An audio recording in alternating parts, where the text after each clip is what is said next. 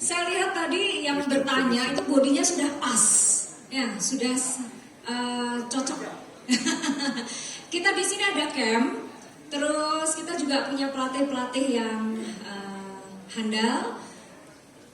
Nanti teman-teman kita bawa ke sana supaya bisa langsung secara visual. Barangkali teman-teman mau olahraga sehat, ya bergabung bersama kita di sini. Lalu kita bisa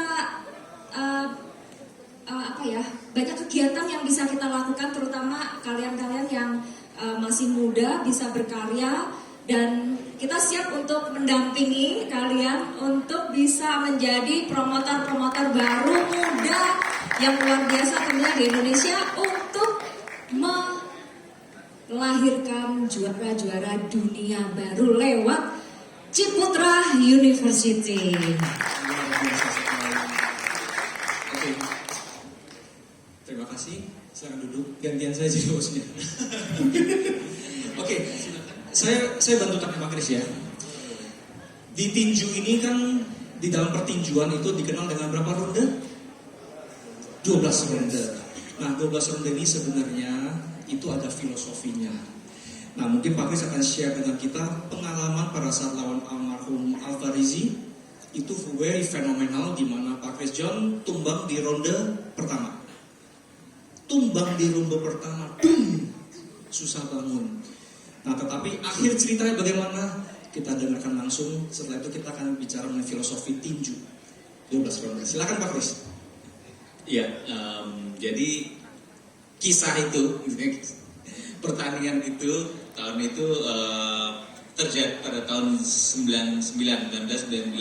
Waktu itu pertandingan di satu televisi ya di Indonesia, dan title-nya adalah kejuaraan nasional.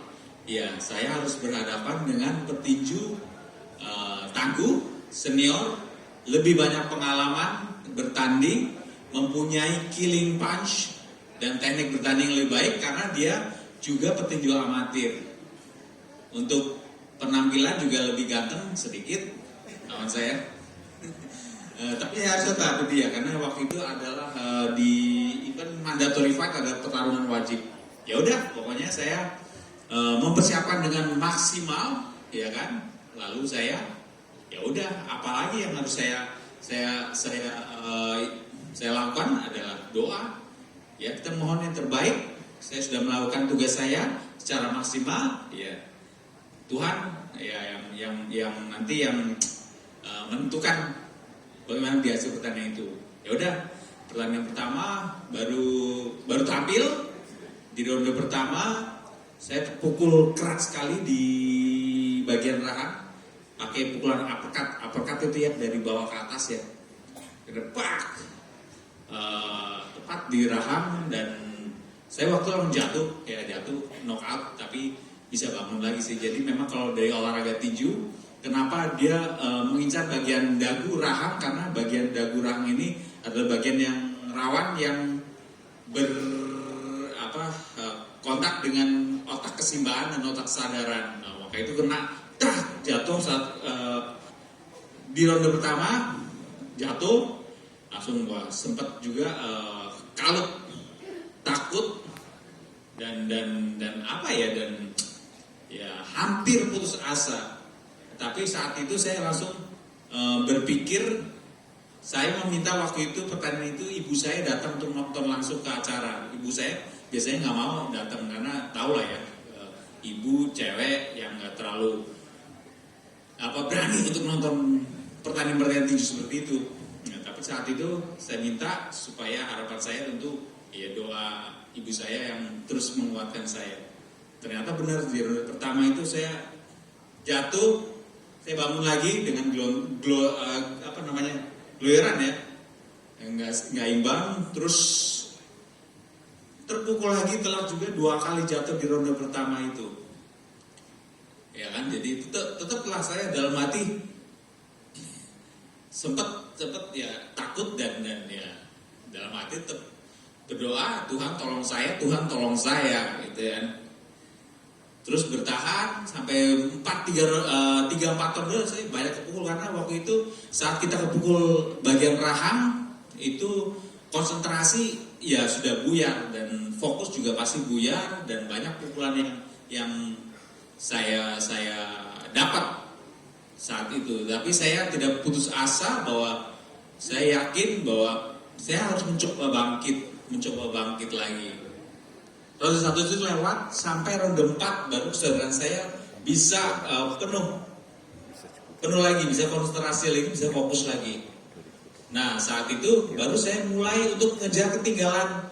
Angka saya yang jatuh 2 kali itu terpotong angka banyak sekali. Makanya saya sudah mulai sadar, saya mulai mengejar ketinggalan itu, dan akhirnya ternyata saat kita memompa semangat kita dari diri kita sendiri, dan mungkin kita mempunyai motivasi orang yang dekat dengan kita, ternyata itu membantu kita untuk bisa bertahan untuk bisa melanjutkan saat kita terpuruk atau saya terpukul jatuh itu. Sehingga di ronde 11 saya membalikan keadaan, saya memukul jatuh lawan saya 2 kali, dan akhirnya di ronde 12 itu saya bisa memukul jatuh lawan saya dan tidak bangun lagi.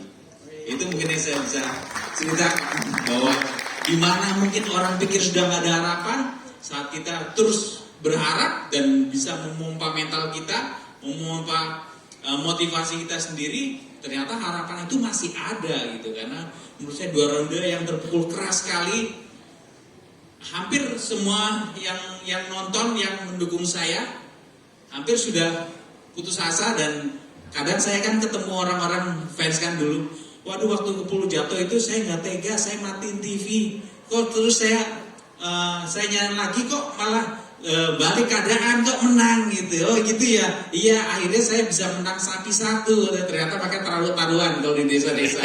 Iya, taruhan sapi kan. Begitu. Makanya di dalam saat kita terpuruk, bukan berarti jalan itu nggak ada.